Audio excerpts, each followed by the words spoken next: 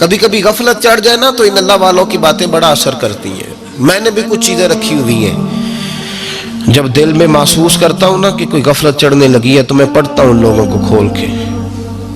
میرے محبوب پاک کے صحابہ میں سے ایک نام حضرت سعید بن عامر کا بھی ہے.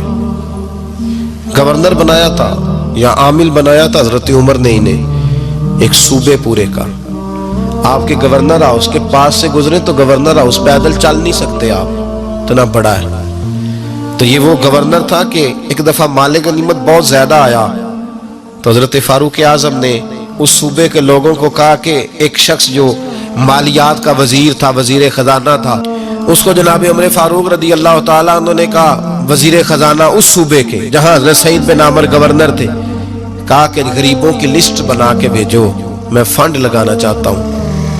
تو جب لسٹ بن کے آئی تو چوتھے نمبر پہ گورنر صاحب کا نام بھی لکھا تھا. تو حضرت عمر فاروق رضی اللہ تعالیٰ عنہ نے حضرت سعید بن عامر سے کہا، یار تو غریب تھا، مجبور تھا، تنگ دست تھا، تیرے صوبے کے لوگ کہہ رہے مجھے کیوں نہیں بتایا؟ حضرت سعید لگے، عمر پہلے تو وہ بندہ مجھے بتا جس نے میرا پردہ کھولا ہے. وہ بندہ تو بتا، میں جانوں، میرا رب جانے، میں غربتوں کے رونے چوکوں میں کھڑا ہو کے نہیں روتا. میرے پاس کو رنج و علم ہو تو میں اپنے رب کی بارگاہ میں عرض کرتا ہوں، میں اپنے محبوب کو بتایا کرتا ہوں، میں غربتوں کے رونے دنیا داروں کے سامنے نہیں روتا. حضرت عمر گئے، گورنر صاحب کے مقرر کرنے کے بعد 2-4-5 مہینے کے بعد جب حضرت سعید بن عامر کی گورنری کو تھوڑا وقت گزر گیا تو حضرت عمر کا طریقہ تھا، گورنروں کا پتہ کرتے تھے. آپ کا طریقہ یہ تھا کہ جس علاقے کا گورنر ہوتا اس کی جامع مسجد میں سب لوگوں کو جمع کرتے اور پھر گورنر کو بھی بلاتے تو کہتے کوئی شکایت ہے گورنر کی تو بتاؤ. مسجد میں جمع کیا، لوگ اکٹھے ہو گئے. حضرت فاروق اعظم رضی اللہ تعالیٰ عنہ نے فرمایا گورنر کی کوئی شکایت ہے تو بتاؤ. تو صوبے کے لوگ کہنے لگے 4 شکایتیں ہیں گورنر صاحب کی. سننا ذرا دل کھول کے، 4 شکایات. کون سی؟ کہ پہلی شکایت یہ ہے کہ جب یہ نئے نئے آئے تھے تو فجر کے بعد مسجد میں بیٹھ جاتے تھے، جس کا دل کرتا تھا مل لے. اب یہ فجر پڑھ کے گھر چلے جاتے ہیں اور اشراق چاشت کے وقت 8-9 بجے آتے ہیں. دوسری شکایت یہ ہے کہ یہ پہلے رات کو بھی ملتے تھے، اب صرف دن کو ملتے ہیں، رات کو نہیں ملتے. اور تیسری شکایت یہ ہے کہ ہفتے میں ایک دن ملتے ہی نہیں. چوتھی شکایت یہ ہے کہ کبھی کبھی روتے ہیں تو بے ہوش ہی ہو جاتے ہیں. کتنی دفعہ ملے ہو اپنے ایم این اے کو؟ بولے کتنی دفعہ ملے ہو؟ ووٹ اپنی مرضی سے دینا پر سوال کا جواب تو دو نا. کتنی خادم نہیں قوم کا؟ خادم نہیں، کتنی دفعہ ایم پی آپ کا حال پوچھنے آئے ہیں جس مسجد کے دروازے پہ بیٹھا ہوتا ہے؟ یہ گونگا بہرا اور اندھی جمہوریت ہے. رنگ وہی بہتر ہے جو محمد عربی کے غلاموں نے ہمیں عطا فرمایا ہے صلی اللہ تعالی علیہ، اور یہی چراغ جلے گا تو روشنی ہوگی. حضرت سعید بن عامر گورنر، اور میں اکثر کہتا ہوں اسی دھرتی پر یہ وہ نور والے لوگ تھے جنہیں میرے رسول نے نور عطا فرمایا تھا. یہ ہے تربیت میرے نبی پاک کی. حضرت عمر نے گورنر کی طرف دیکھا، فرمایا بتائیں جناب آپ کی شکایت آئی ہے. پہلی شکایت یہ ہے کہ آپ پہلے فجر کے وقت ملتے تھے، اب اشراق چاشت میں ملتے. حضرت سعید بن عامر رضی اللہ تعالیٰ عنہ کہنے لگے حضور اگر آپ نہ ہوتے کوئی اور پوچھتا تو میں کبھی نہ بتاتا. حضور میری مجبوری یہ ہے کہ میری بیوی بیمار ہو گئی ہے اور معذور ہو گئی ہے ٹانگوں سے. میں غریب آدمی ہوں، نوکر نہیں رکھ سکتا. اس بھلی مانس عورت نے 30 سال میری نوکری کی ہے، اب وہ بیمار ہو گئی ہے تو کیا میں اس کو چھوڑ دوں؟ میں سویرے اٹھ کے اپنے گھر میں جھاڑو دیتا ہوں، برتن دھوتا ہوں، آٹا گوندتا ہوں، روٹی پکاتا ہوں اور اپنی باوفا بیوی کے منہ میں لقمے ڈالتا ہوں. حضور وہ پخانہ پیشاب کرتی ہے تو وہ بھی میں صاف کرتا ہوں. وہ میری ذمہ داری جو ہوئی تو ذرا دیر ہو جاتی ہے. بس پہلے سوال کا جواب آیا تو لوگ کہتے ہیں ہمارے جسم کے رونگٹے کھڑے ہو گئے. پھر کہا آپ کی دوسری شکایت یہ ہے کہ آپ ہفتے میں ایک دن ملتے نہیں. تو حضرت سعید بن عامر کہنے لگے حضور کاش یہ لوگ مجھے رسوا نہ کرتے، کاش سریعام نہ پوچھتے تو میرے اور میرے رب کا راز تھا، یہی بہتر تھا. فرمایا कह चुका हूं ना, गरीब हूं, जोड़ा एक ही है मेरे पास। ठंड का मौसम है तो हफ्ते में एक दिन कपड़े धो के खुश्क होने को डाल के बीवी के कपड़े पहन के बैठा रहता हूं, और जरा शाम हो जाती है बाहर आने में तो क्या करूं, नहीं आ पाता।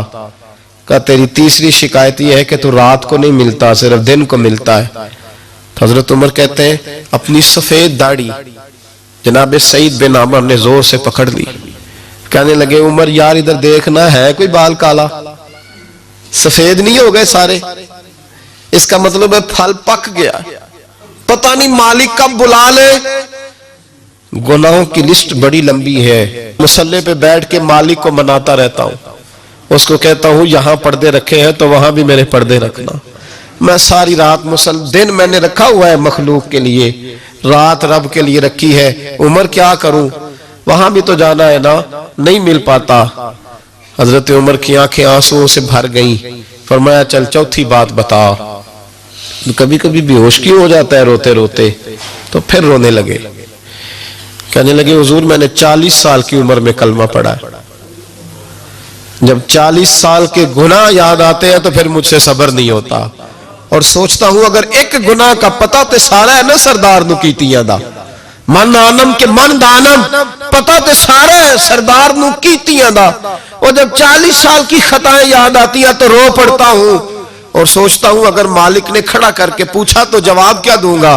उमर मेरे लिए दुआ कर, रब मेरी 40 साल की खताएं बख्श दे।